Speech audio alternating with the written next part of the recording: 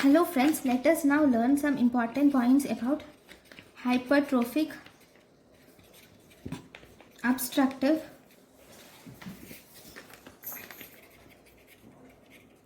cardiomyopathy.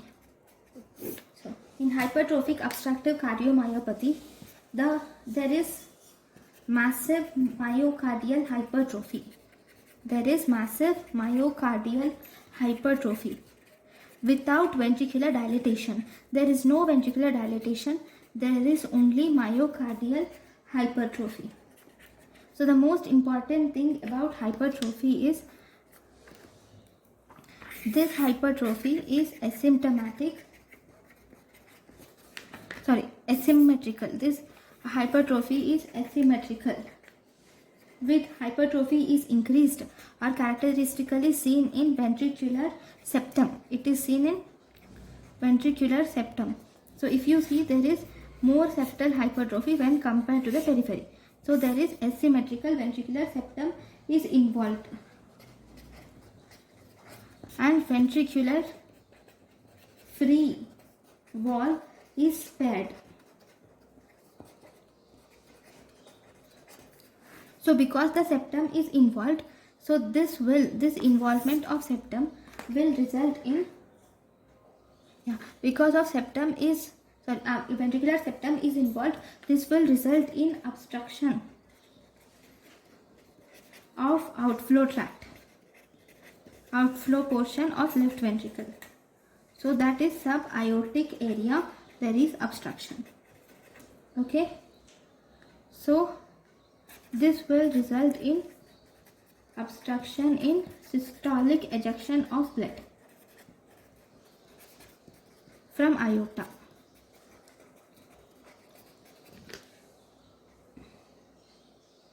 So what are the etiological features of obstructive cardiomyopathy? So if you see the etiology of obstructive cardiomyopathy, here first we have inherited. In the inherited, it is autosomal dominant condition where the gene mutated in hypertrophic obstructive cardiomyopathy most commonly is myosin gene is mutated, and this myosin gene will result in hypertrophy of cardiac muscle. And because of hypertrophy of cardiac muscle, there occurs decreased filling of the heart because the cardiac muscle becomes stiffer, and this results in diastolic dysfunction.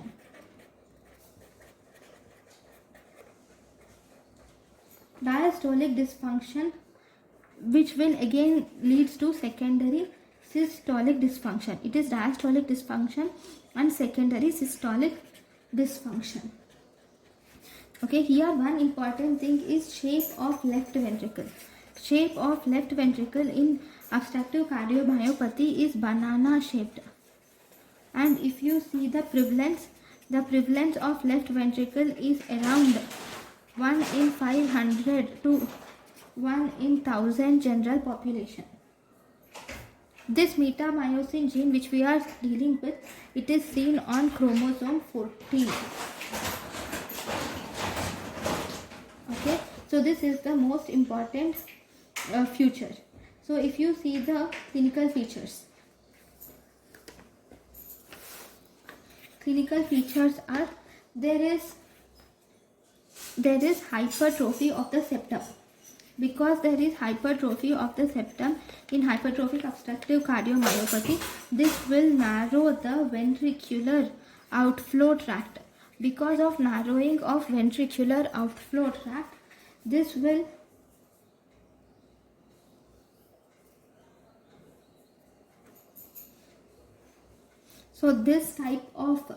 this narrowing of ventricular outflow tract is mainly seen.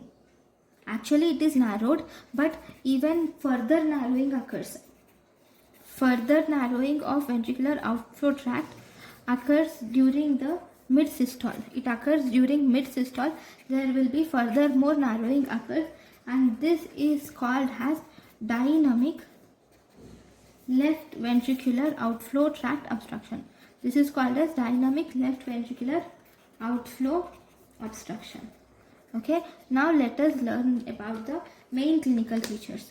Clinical features are mainly of two types. Okay, one we have asymptomatic,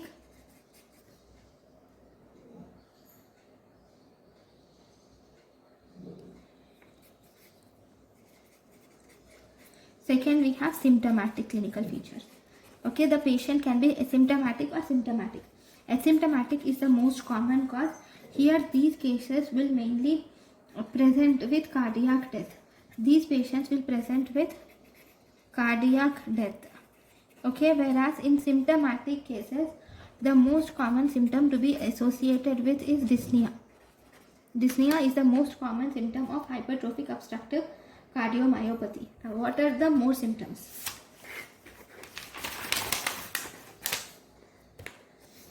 Now, here I we said that there is presence with cardiac death. This cardiac death will be associated with sports, after sports, or it will be after vigorous exertion.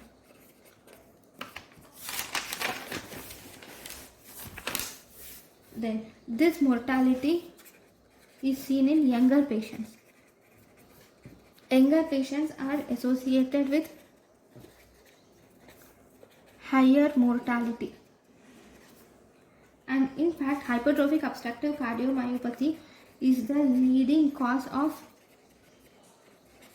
cardiac death, especially among the pre-adolescents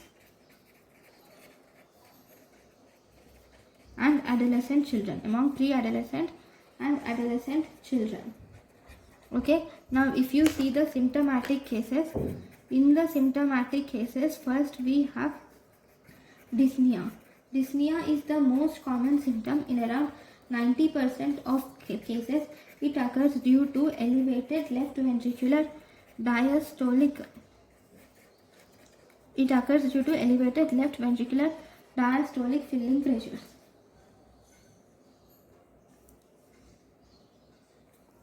Then the next symptom is there can be syncope. This syncope is because of decreased cardiac output or from cardiac arrhythmias. This presence of syncope will identify patients with high risk of death. This will identify the patients with high risk of sudden death. Then after syncope, the second symptom is we have pre-syncope. Pre-syncope is also seen. In pre-syncope, there is graying out spells are seen. These graying out spells occur mainly in erect posture, and these are mainly relieved by lying down immediately. These are about pre-syncope. The next symptom is it is also associated with angina.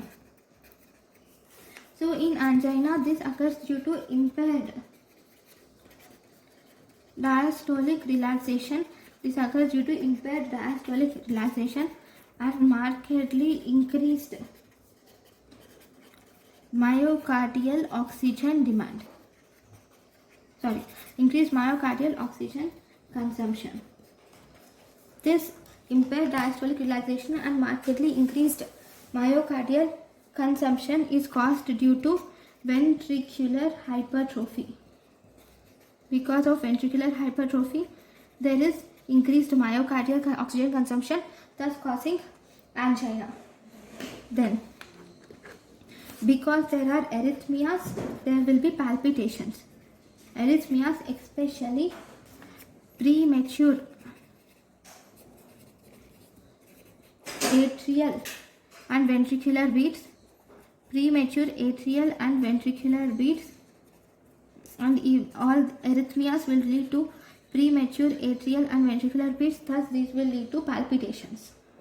Or it can be due to atrial fibrillation also, or even atrial flutter.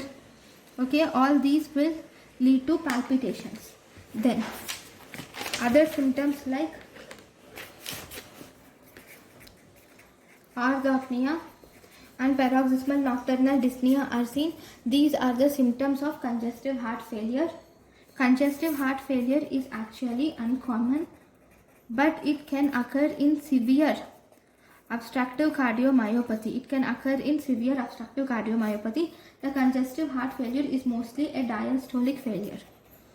Right? Next, the next symptom is you will see presence of dizziness in the patient.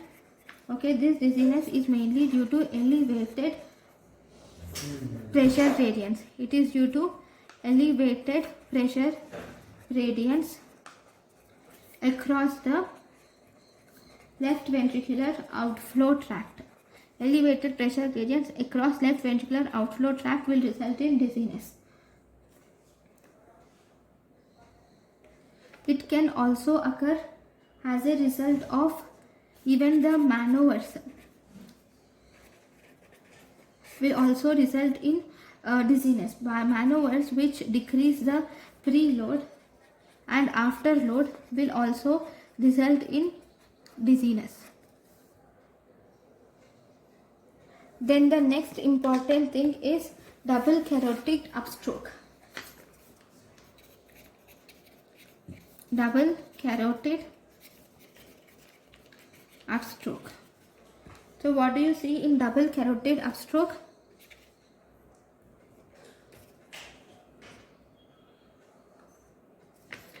During early systole,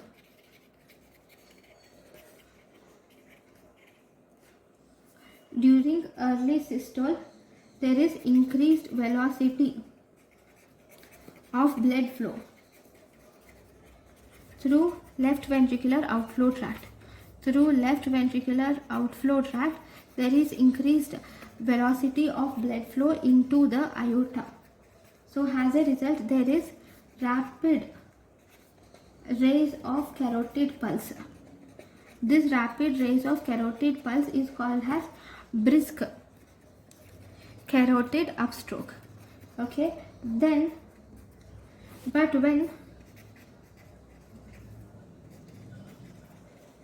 pressure gradient will develop, when pressure gradient develops due to systolic anterior wall motion of mitral valve, because of systolic anterior wall motion of mitral valve, this results in pressure gradient, so carotid pulse declines. Okay, decreases. Then now what does the left ventricle do? Left ventricle tries to overcome the increased obstruction. Because of increased obstruction, it will try to overcome the increased obstruction, and thus it will result in carotid pulse raises again. So as a result, here you will see one more important thing. You will see presence of double carotid pulse, or also called as pulsus disferens.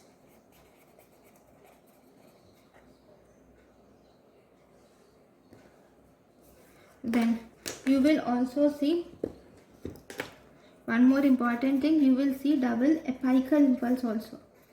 Why double apical impulse? Because this double apical impulse results from forceful left atrial contraction against highly non-compliant left ventricle. Left atrial contraction against highly non-compliant left ventricle, you see double apical impulse. Then you will also see presence of triple apical impulse. Triple apical impulse results mainly from left systolic bulge. Left systolic bulge results in triple apical impulse. This left systolic bulge occurs when heart is mostly empty. Heart is almost empty. Okay. This triple apical impulse is actually characteristic of hypertrophic obstructive cardiomyopathy, but it occurs less frequently. Not that common when compared to double apical impulse. Then any increase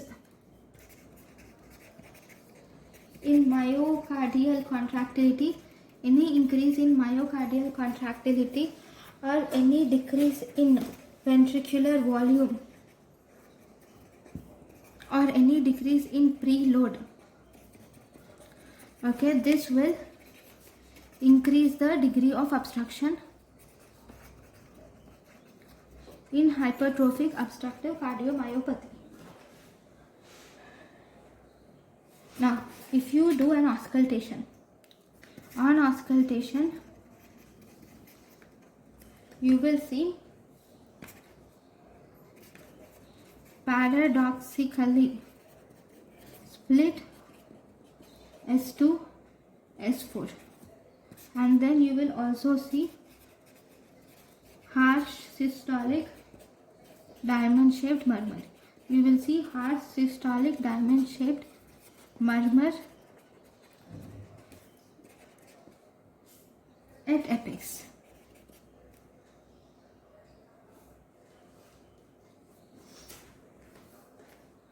Now this murmur is enhanced by squatting. This is enhanced by squatting or Valsalva. This is enhanced by squatting or Valsalva.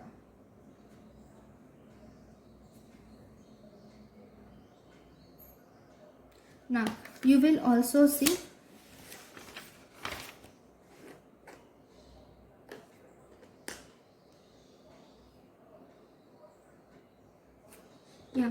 one more important characteristics of this murmur.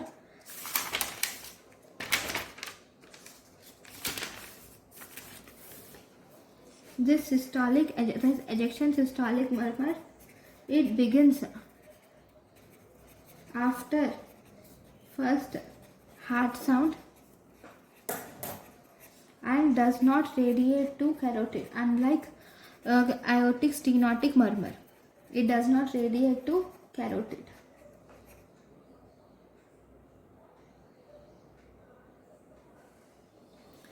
Right. And what about the effect on inspiration and expiration? So on inspiration, if you inspire, on inspiration there is increased venous return occurs. So because of increased venous return, murmur decreases. On expiration, to the left side of the heart, the blood flow increases.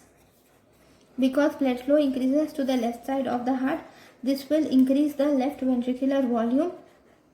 So murmur decreases. So murmur decreases both on inspiration and on expiration. This occurs normally. Okay. Now what happens in hypertrophic obstructive cardiomyopathy? In hypertrophic obstructive cardiomyopathy,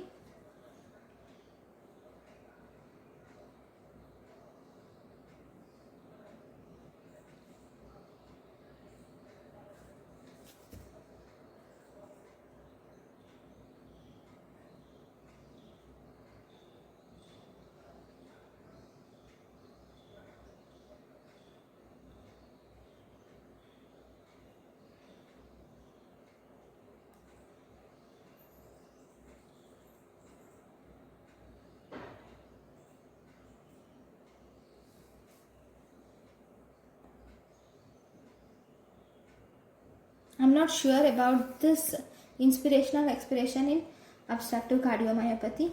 Okay. Now, in obstructive cardiomyopathy,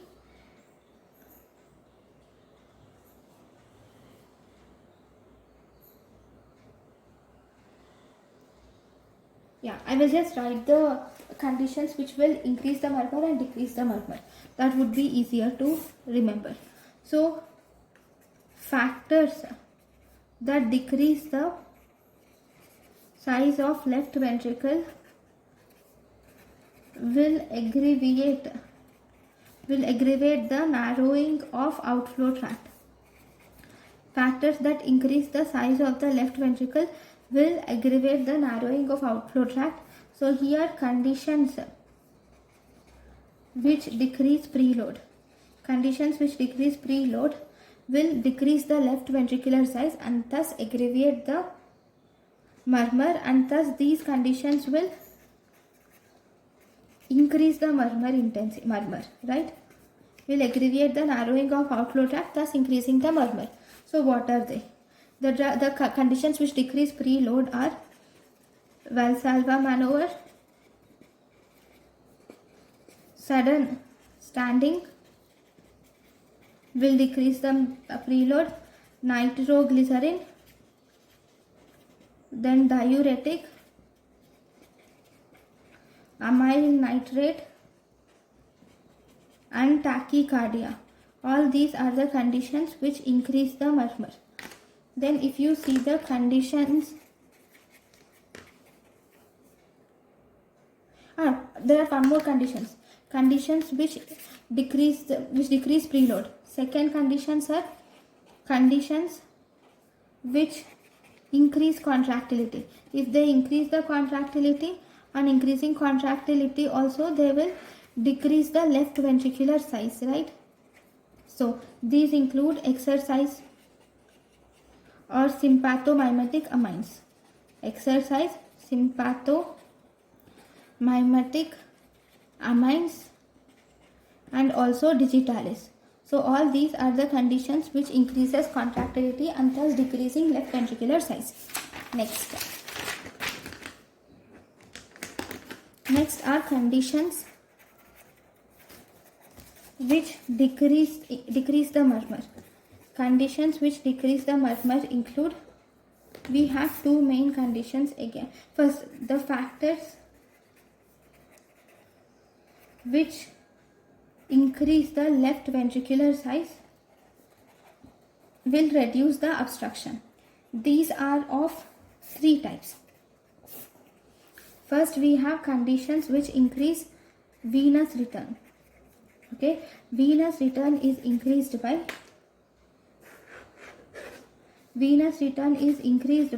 augmentation of venous return by passive leg raising. Okay, then on supine position increases the venous return, then squatting. Okay, so these will increase the venous return. The conditions which increase systemic arterial pressure. Conditions which increase systemic arterial pressure include elevation of arterial pressure by administering phenylephrine of sustained hand grip. Okay, then if you see the conditions which decrease ventricular contraction will also decrease the obstruction. So conditions which decrease the ventricular contraction include beta blockers and calcium channel blockers. These will decrease the murmur. So these are the conditions which will increase the murmur and decrease the murmur. Now let us learn about the investigations. First, if you do ECG, you will see left ventricular hypertrophy. Left ventricular hypertrophy is by Sokolov-Lyon criteria. Sokolov-Lyon criteria. According to Sokolov-Lyon criteria, SV1 plus RV6 is more than 35 millimeters. Okay, here there will be deep Q waves also. In hypertrophic obstructive cardiomyopathy, on ECG you will see presence of deep Q waves in hypertrophic obstructive cardiomyopathy, and you will also see presence of prominent Q waves. Obviously I have said the deep Q waves, right? Then you will also see presence of P wave abnormalities. Then you can do 2D echocardiography. 2D echocardiography is the best investigation actually. The best investigation is 2D echocardiography, and this will demonstrate the systolic anterior wall motion of mitral valve. This will demonstrate systolic anterior wall motion of mitral valve. Now let us learn about the treatment. treatment of hypertrophic obstructive cardiomyopathy. So if you see the treatment, first, the drug of choice is medical therapy, which is propranolol. Propranolol is a beta blocker. Okay, it is the drug of choice. So this will decrease the heart rate and reduce the oxygen consumption. Comparatively, it will increase the duration of diastole, and thus it will increase the filling of heart, and thus it will increase the cardiac output. You can also use verapamil.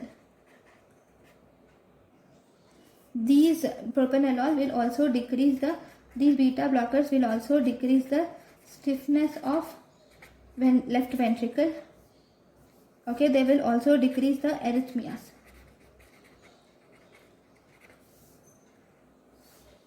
Okay, then you can also give calcium channel blockers like verapamil can be given, and diltiazem can also be used. Okay, next let us now learn the list of the drugs which are contraindicated in hypertrophic obstructive cardiomyopathy. Drugs which increase the myocardial contractility.